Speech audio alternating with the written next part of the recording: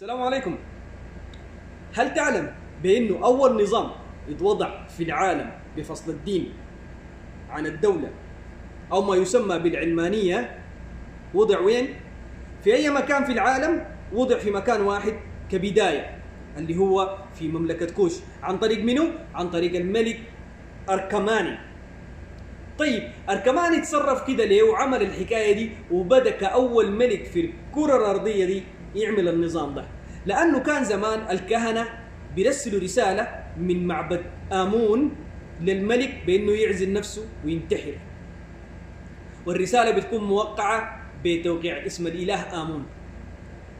الراجل ده انتفض وشال الرسالة في وقت حكمه ومشى انتهى من الكهنة بسبب تدخل في العمل السياسي، وهم مفترض يكونوا يتدخلوا في الشؤون الدينية فقط. وبرضه نفس الحكاية غير من الإله آمون بالإله أبا دماك، الإله أبا دماك اللي هو بشعار رأس الأسد. طيب الحاجة دي بتأكد لك بأنه أول من بدأ في العالم النظام العلماني بفصل الدين عن الدولة هو الملك أركمان، وأول من شهد بروز تطور ونهضة العقول في الزمن ذاك اللي هو بتاعت الكوشيين اللي ما بعد جنوب أسوان والسودان الحالي بتطور اقتصادي وعلمي، لأنه وضع وغير اللغة اللي كانت بتكتب أو الحروف الهيروغليفية إلى الحروف المروية، وده كان برضو سابق عصره، وكان من الملوك يعتبر العظماء والذكر سيودور الصغلي في زيارته لمصر الزمن ذاك، لأنه في الوقت ذاك اللي كان بيحكم مصر بعد رجوعنا من زمن طويل إلى الشمال الحالي للسودان اللي هي مناطق مروي ونبدة، بطليموس الثاني اللي هو كان معاصر فترة حكم أركماني. عشان كده نحن قاعدين نوضح إنه نحن 5000 سنة ما احتلانا أي شخص لحد سنة 1820 كأول احتلال دخل لينا.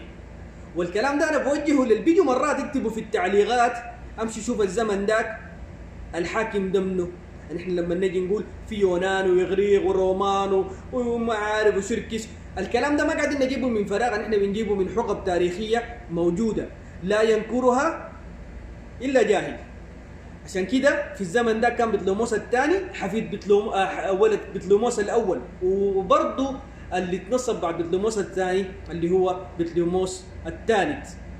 في الفترة دي كان هنا في أركماني طبعا زي ما شايفين المعبد اللي قدامكم ده في المصورات عمله برضه نفس الحكاية، وزي ما وريتكم غير لله إلى أبا دماك، وعمل أول نظام علماني أو نظام فصل الدين عن الدولة لعدم تدخل الكهنة في الشؤون الدينية.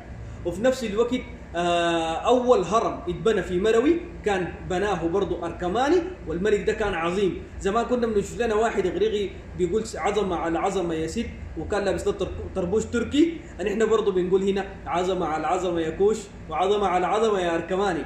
صراحة أنت بجد كنت ملك مجيد ومذكور في دكوشايت كينغدوم كمرجع برضو للناس اللي ترجع للمراجع، وممكن ترجع لثيودور الصغلي لأنه ذكروا اسما. النقاط اللي أنا بقول فيها دي كلها بقول آخر حاجة الصورة اللي قدامكم اللي هي للهرم رقم 7 في البجراوية، اللي هو ده محل آخر محل كان لمدفن أركماني. أتمنى إنه الفيديو يكون عجبكم يا جماعة، وشاركوا الفيديو بلايك وبشير، واعرفوا العظمة بتاعتكم الكوشيين. وتحياتي لكم إن شاء الله، ونتلاقى في فيديو قريب بإذن الله تعالى، والسلام عليكم.